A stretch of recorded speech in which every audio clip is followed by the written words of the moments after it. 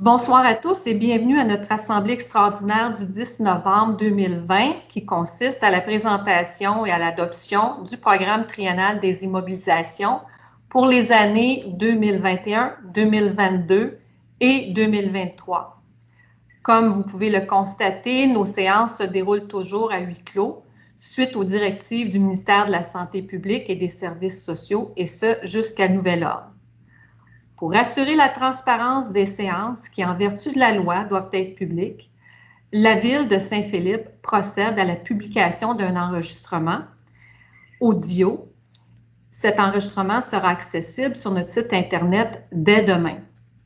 De plus, les citoyens ont été invités à transmettre leurs questions portant sur l'ordre du jour de la séance par courriel ou par téléphone. L'ordre du jour a été publié en ligne en date du 29 octobre 2020 et les citoyens avaient jusqu'au 10 novembre 18 h pour nous adresser leurs questions.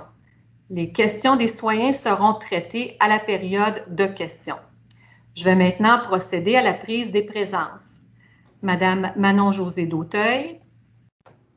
Présente. Madame Martine Labelle. Présente. Monsieur Vincent Lantaigne. Présent. Madame Sylvie Messier. Présente. Monsieur Danny Goyette. Présent. Monsieur Justin Gagné, je ne crois pas qu'il soit présent. Je ne vois pas. Donc, Monsieur Gagné est absent. Alors, notre directeur général, Monsieur Martin Lelièvre. Présent. Et notre greffière, Maître Manon Thériault. Présente. Nous allons maintenant débuter la tenue de la séance.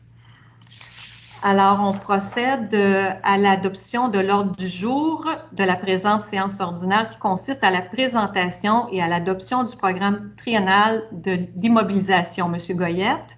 Je propose d'approuver l'ordre du jour de la présente séance extraordinaire. Parfait.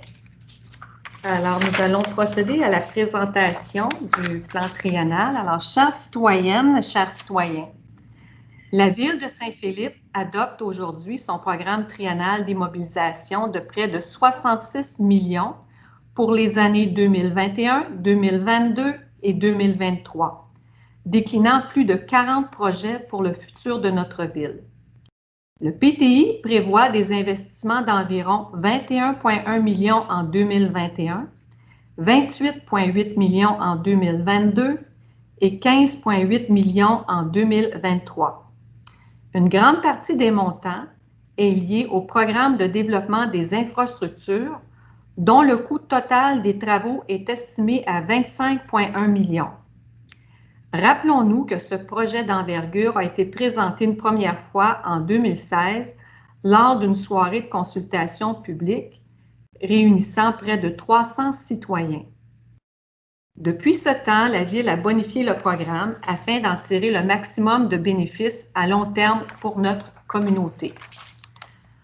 Le programme de développement des infrastructures municipales vise à remplacer et mettre à niveau certaines infrastructures désuètes pour être en mesure de répondre aux besoins de la population, de poursuivre le développement et d'assurer la vitalité économique de Saint-Philippe.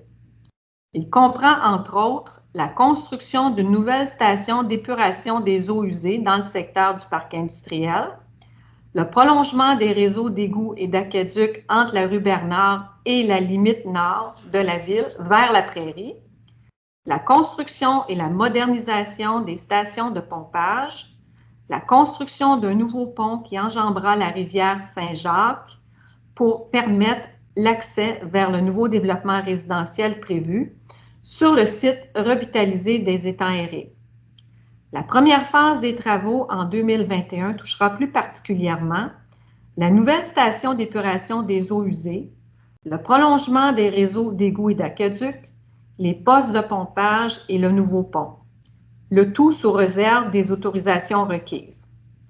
L'ensemble du programme des infrastructures sera tout d'abord financé par un règlement d'emprunt que la Ville remboursera par la suite grâce à la vente du terrain des étangs aérés et par les revenus de taxes engendrés par le développement de ce nouveau quartier. Dans cette optique, la Ville est actuellement en appel de proposition pour la vente de ce terrain. Il devrait compléter le processus au printemps 2021. Ce projet phare pour Saint-Philippe aura des retombées positives à plusieurs niveaux, tout en assurant une qualité de service essentielle à la communauté actuelle et future. Dans les prochains mois et tout au long de l'avancement de cet important projet, des communications détaillées sont prévues et seront disponibles via différents outils d'information ainsi que sur le site Internet de la Ville. Je vous invite à rester à l'affût. Dans les faits saillants du programme triennal d'immobilisation de l'année 2021, on a priorisé de nombreuses actions qui auront des impacts immédiats sur la qualité de vie de nos quartiers.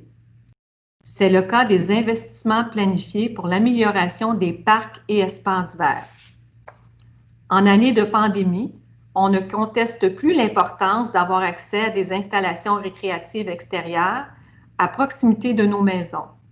C'est pourquoi le parc des Aubépines, sur la rue du même nom, profitera d'un réaménagement complet pour desservir ce secteur résidentiel et que nous mandaterons une équipe professionnelle pour procéder à la préparation des plans et devis et aux travaux de réfection du parc Gérard-Laframboise, la phase 1 du projet.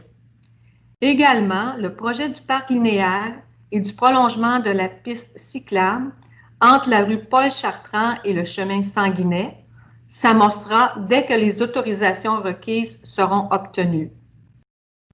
Je souligne que nous attendons des réponses pour 2 demandes de subventions déposées dans le cadre de ce projet.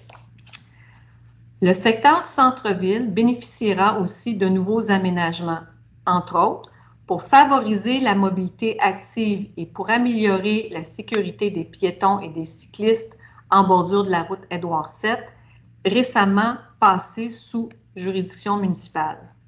Une piste multifonctionnelle sera planifiée entre la rue des Hommes Ouest et la rue Croissant du Parc. Concernant le réseau routier, on prévoit notamment la réfection d'une partie du rang Saint-Grégoire et d'autres interventions ponctuelles seront effectuées pour améliorer la qualité de la chaussée aux endroits jugés plus problématiques. Par exemple, dans les secteurs de revitalisation.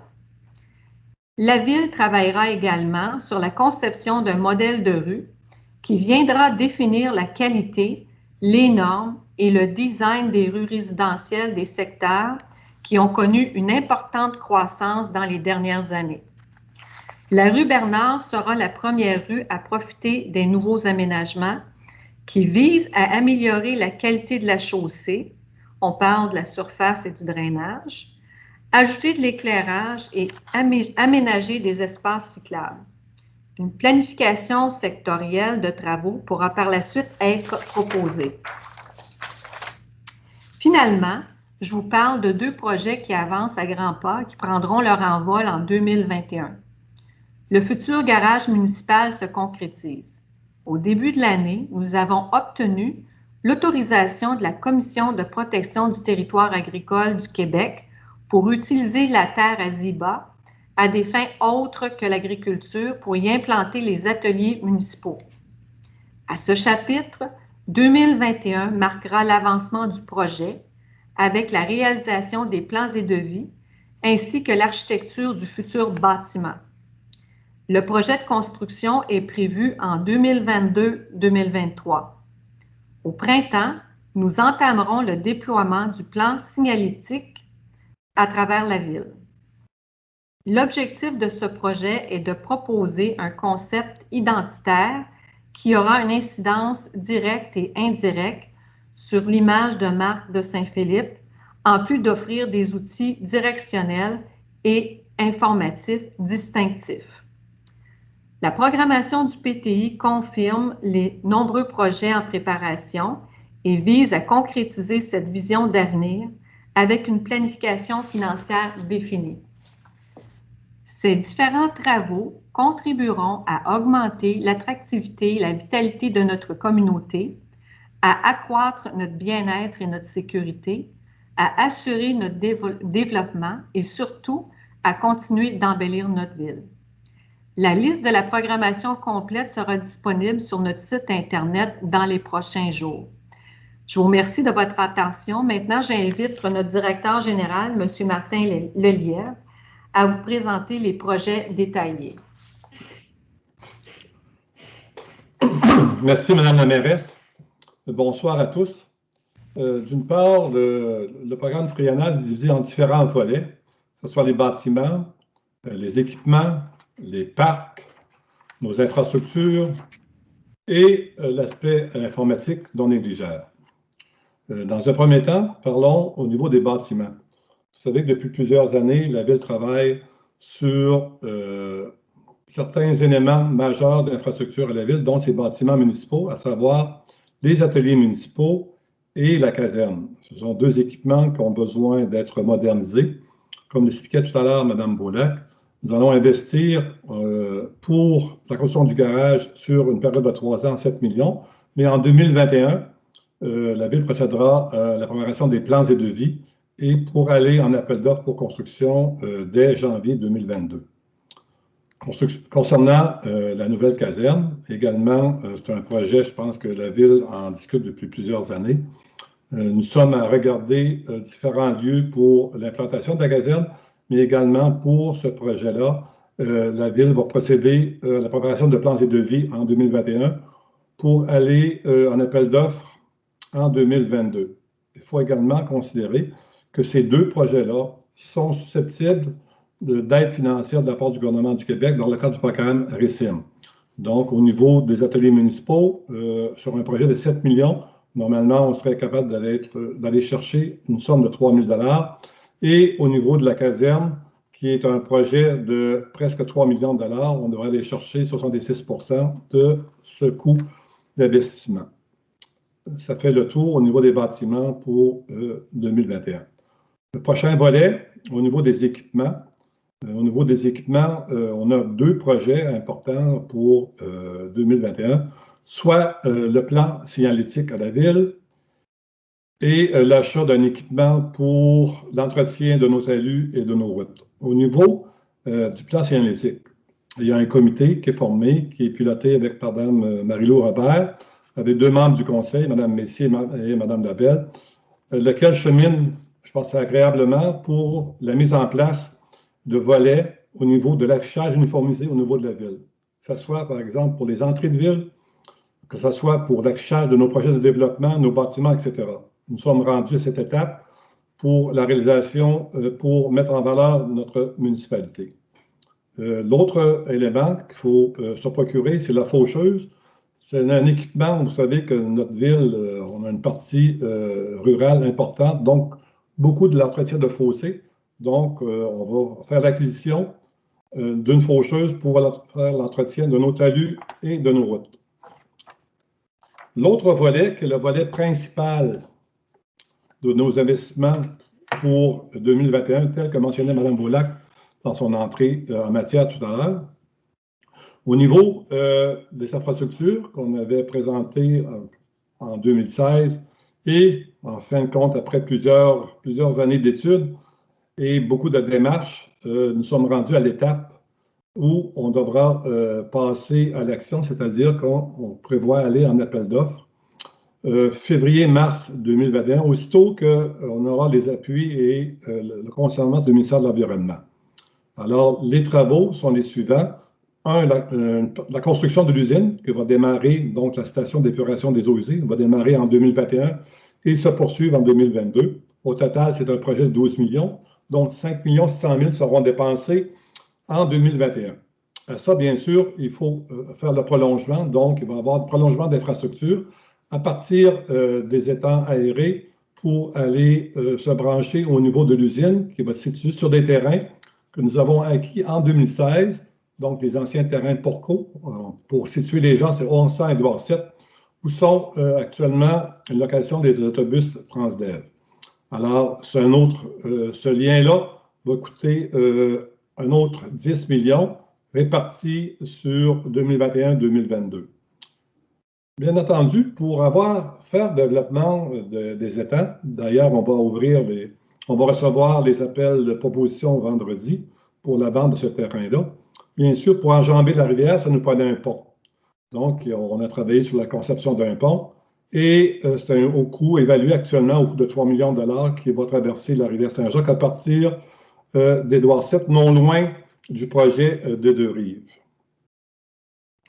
Pour le secteur de requalification, sur lequel je pense qu'il y a beaucoup de demandes qui sont adressées par les citoyens, bien entendu, depuis quelques années aussi, le conseil municipal se penche pour mettre en place d'avoir un développement témoin, donc une route qui va permettre l'accès aux gens et de faire en sorte, je pense, de remettre, entre autres, l'éclairage, bandes cyclables, trottoirs peut-être, et revoir surtout le drainage, qui est une problématique dans le secteur de requalification à cause de la hauteur des terrains. Donc, il y a un projet qui devrait être entamé en 2021 pour la réfection de la rue Bernard, qui est une rue que nous avons une grande emprise et sur une distance de 400 mètres. Donc, on a un investissement de 1 200 000 qui devrait être fait à ce secteur-là. Dans le secteur rural, également, à Saint-Grégoire, on peut en faire des travaux pour une valeur de 250 000. Dans le secteur de réqualification, il y a également quelques plaintes qui sont adressées à la Ville, autant aux politiciens qu'aux fonctionnaires. Vous savez que les coupes d'eau génèrent des rues qui sont plutôt en vague.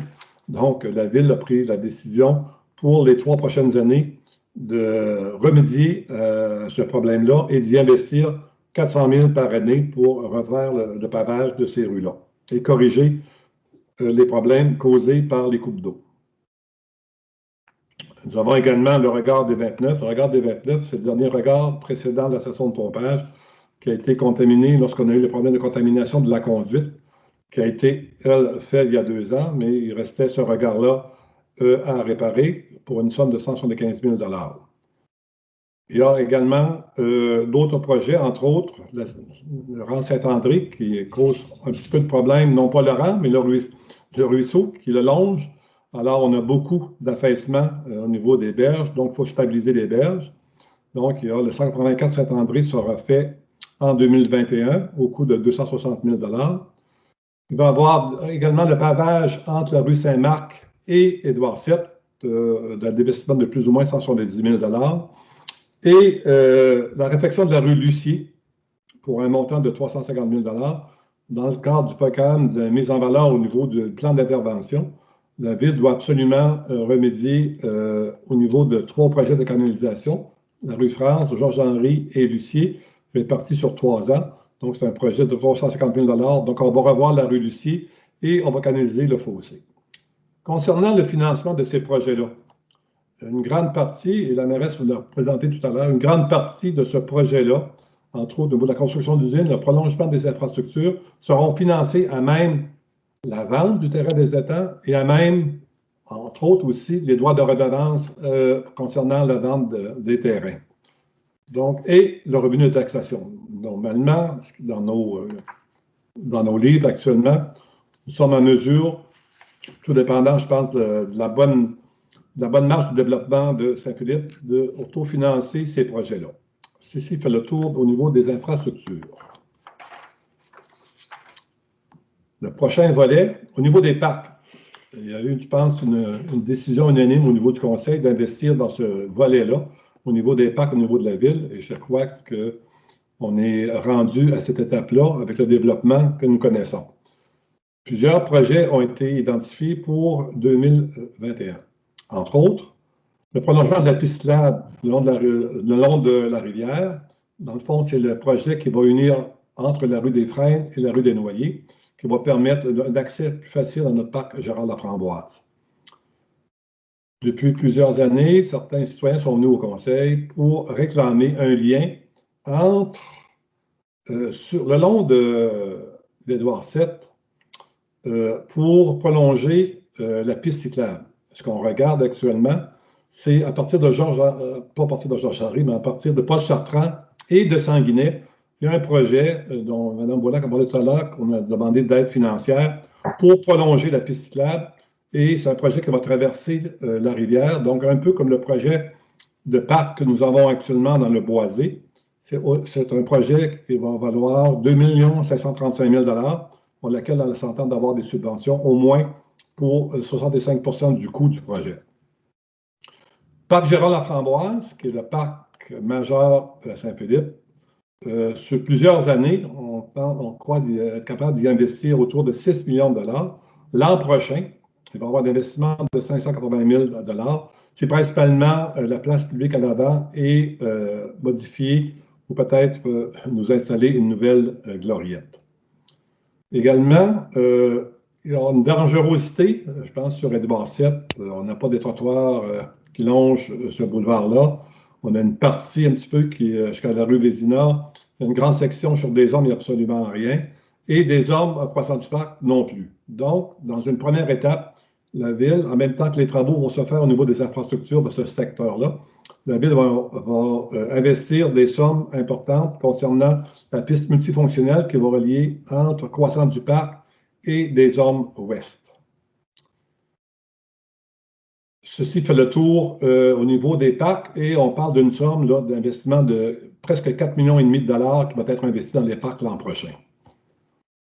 Le dernier volet, le volet technologique. Alors, on a une somme de plus ou moins 350 000 dollars qui va être investie au niveau de notre parc informatique. Donc, à ce moment-là, de quoi on parle? On parle d'acquisition de postes de travail.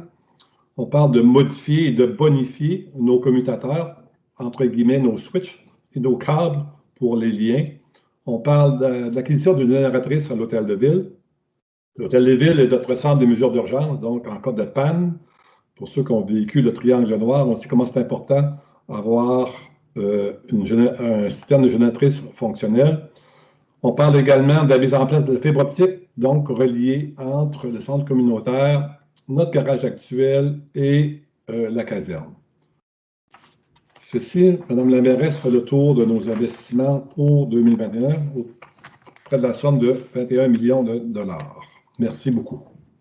Merci, M. Lelièvre. Alors, nous allons passer au point 2.1. Nous procédons à l'adoption du programme triennal des immobilisations pour les années 2021, 2022 et 2023. M. Lantaigne.